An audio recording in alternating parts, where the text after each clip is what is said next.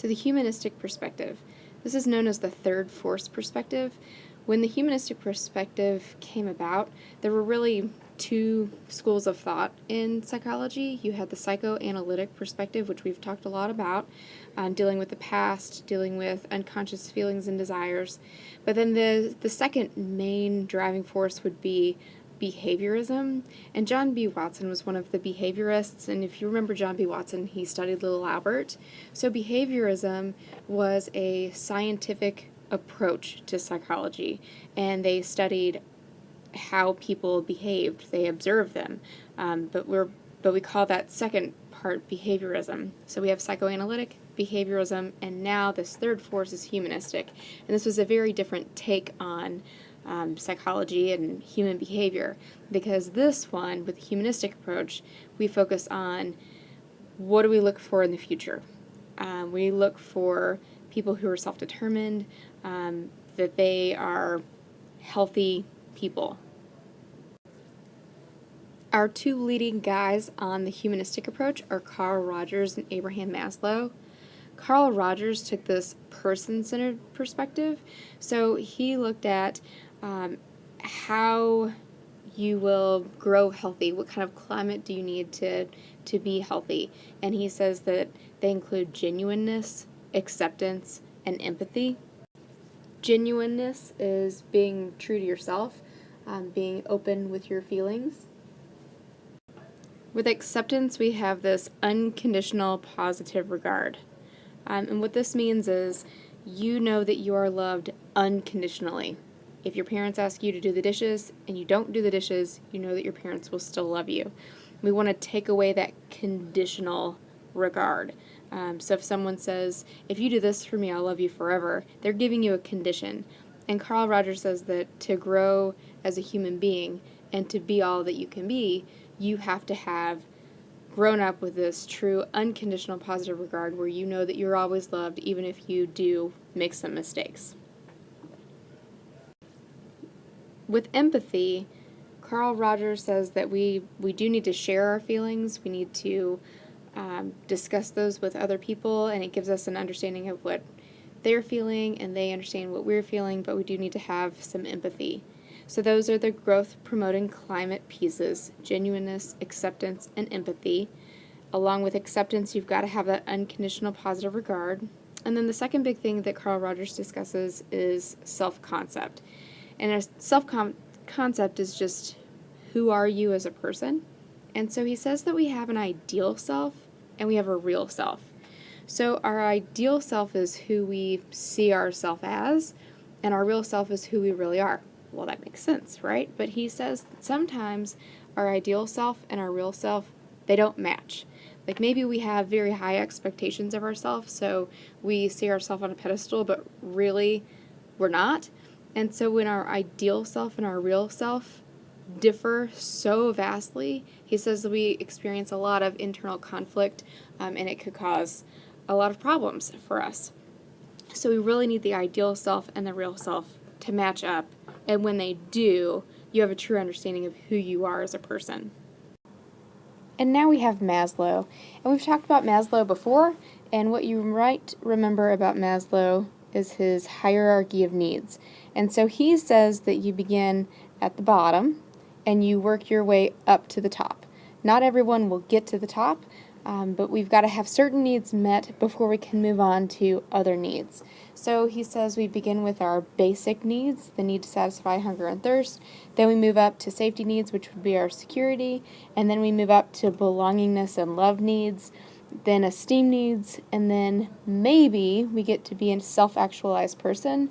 And then, in addition to that, would be the self-transcendence needs. So let me shrink this back down. Yep. So two big pieces here would be self-actualization, which is fulfilling one's potential, being a true, genuine person. And then if you hit that, then you could move up to self-transcendence. So if you notice in the pyramid, as you get closer to the top, it gets narrower and narrower because less and less people are going to be at those top areas. So self-transcendence says that you know your life's purpose, you know that you have meaning here on this earth, and you understand what that purpose is. There are a few criticisms of the humanistic perspective. The first being that the concepts that Rogers and Maslow have tend to be kind of vague. They tend to be subjective. And the other big thing is the belief that this humanistic approach creates selfishness because you focus entirely on yourself. You don't look at people around you. You don't look at any kind of past experiences. It's just who you are then and there. And people also believe that this perspective tends to be naive, that we kind of push evil out. We don't acknowledge the bad in people, and we're only focusing on the good. A new perspective on personality is this trait perspective, and you can thank Gordon Allport for that, but there are several other people that fall into this category as well, and we'll talk about them. But he says that, we don't always need to focus on what's happened in the past, and we don't need to focus on how we see ourselves. What we do need to look at is what kind of personality do we have, what traits do we have, and let's talk about what those traits are. Let's describe the traits. So the trait perspective is about describing the traits, not explaining why the individual might have those traits. So one thing we have to understand with exploring traits is factor analysis. Factor analysis says that instead of studying those with social skills and those who are outgoing and those who are talkative and those who are friendly, we look at those and we find that those are pretty similar traits, and so what we do is we lump them together. That's what factor analysis is, taking all these little pieces and lumping them together and calling it one trait. So for this case, an extrovert is going to be social, outgoing, talkative, friendly, but all of those are going to be lumped together and studied as an extrovert, not each individual specific characteristic. You all took a sample Myers-Briggs test. It's the Myers-Briggs type indicator. That MBTI is what it looks like here. There's 16 different traits that you could be, and that's where we have the different little acronyms like an ENFP or something along those lines. Then you have Hans and Sybil Eysenck's, and the Eysenck's say that maybe there are closer to 2 or 3 different traits that you may have. You're probably an introvert or an extrovert. Somewhere on that spectrum, you might have emotional stability or emotional instability, but you're somewhere on that spectrum. We do know that there is a biological basis for this behavior, which is really amazing. I love it when we can study the biology behind things.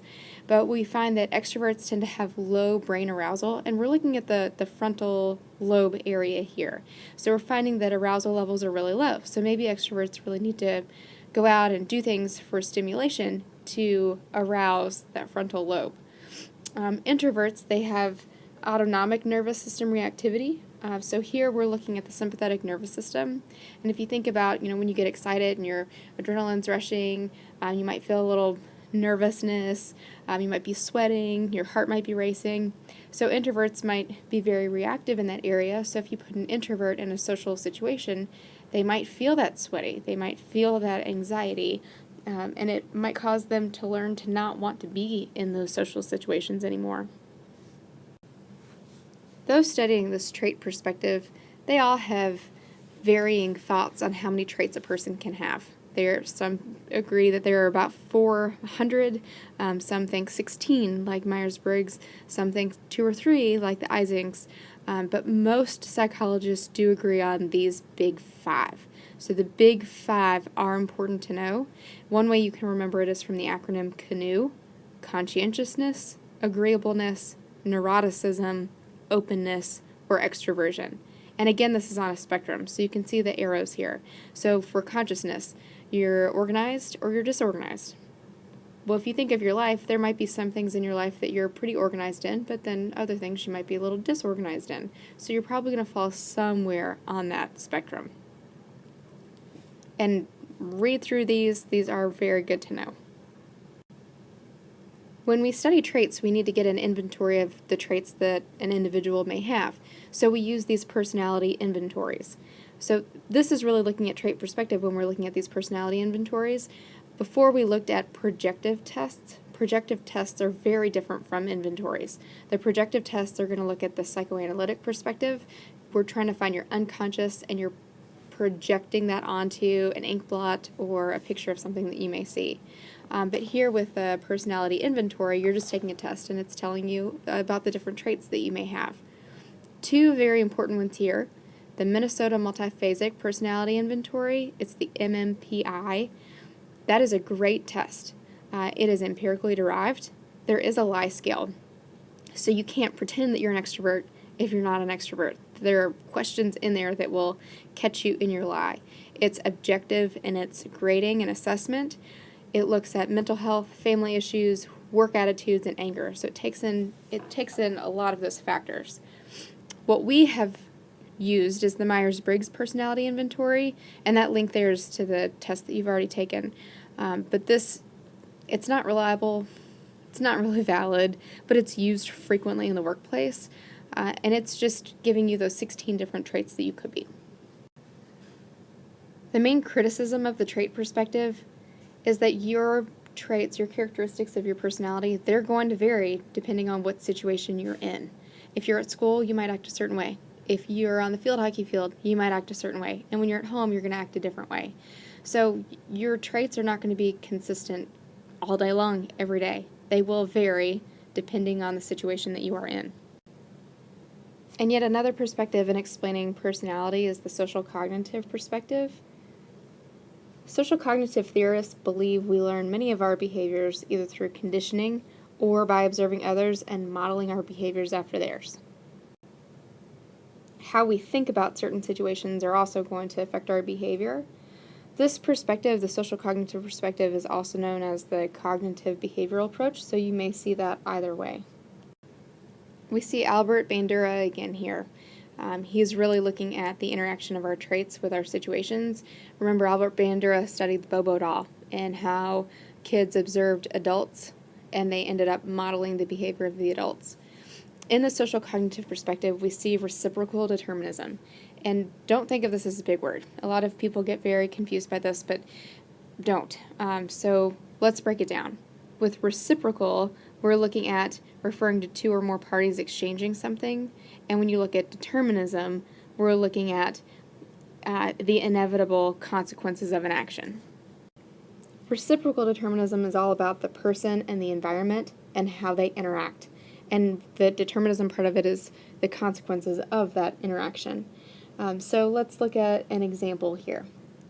This is the example that comes straight from your book.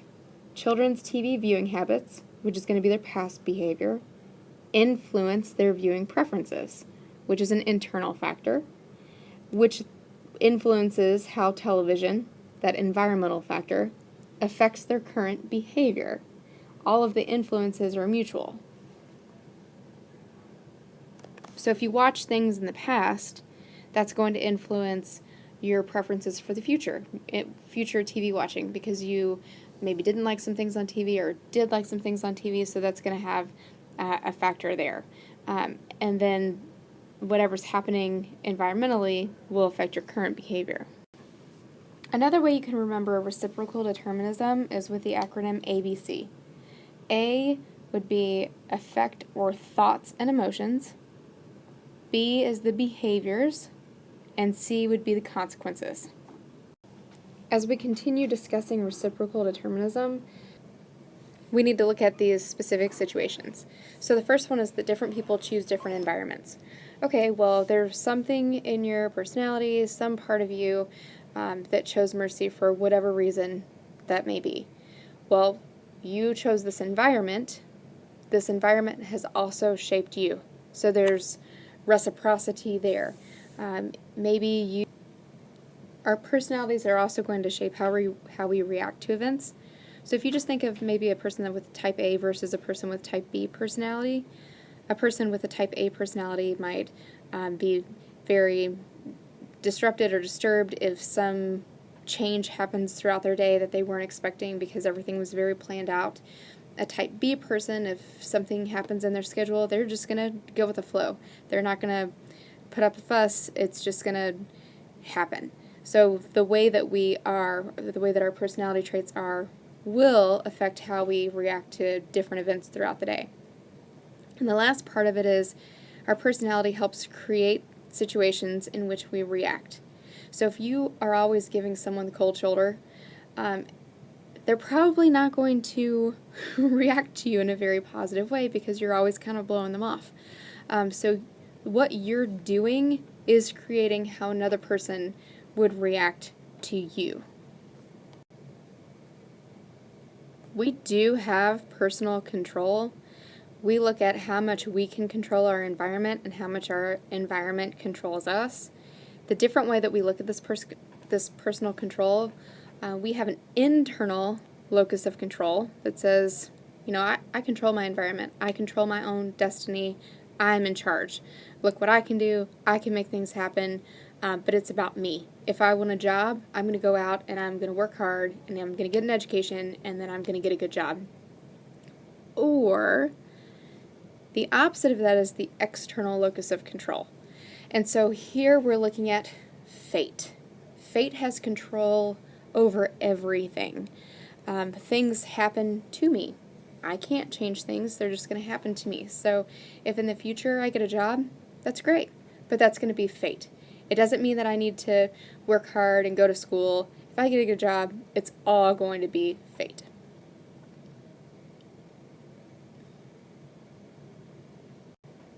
In a very simplified experiment about external locus of control, we see where a dog experiences learned helplessness. So the dog is in a crate, and when the dog tries to leave the crate, it is administered an electrical shock. So as the dog keeps trying to leave the crate, it keeps getting shocked. So over time, the dog has learned, well, I don't want to try to leave the crate because I'm going to get shocked. So once we remove the shocking feature and leave the door open to the gate, what do you think happens? The dog doesn't leave the crate because the dog thinks that it's going to be shocked.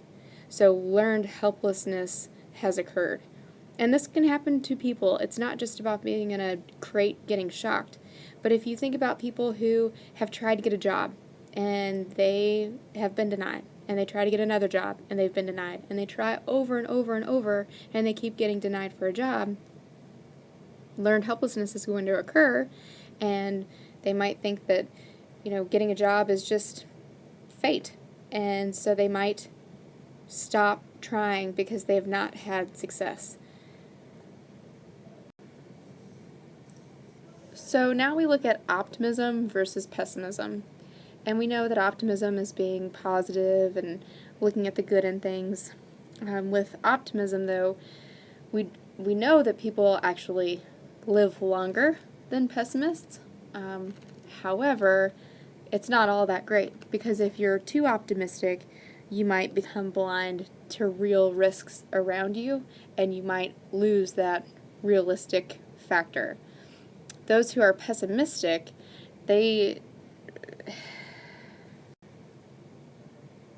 self-esteem is a feeling of self-worth. Sometimes whether we have high self-esteem or low self-esteem, sometimes we walk into a room and we think that everybody's looking at us, like maybe we have a pimple on our nose. And if you have low self-esteem, you don't even want to go out because you think that everybody's going to be staring at you. And high self-esteem, you might go out and think, you know what, it's fine, everyone gets pimples. But what I'm talking about here is the spotlight effect. We as human beings think that the spotlight is always on us, that what we wear, what we do, what we say, that everyone is paying attention to, that everyone notices. But chances are they don't. They're not going to notice what kind of shirt you're wearing or what kind of earrings you had in, or if you had a pimple on your nose that maybe you see and you think that they're like red beacons on it, but other people may not even notice. So we call that the spotlight effect. Self-esteem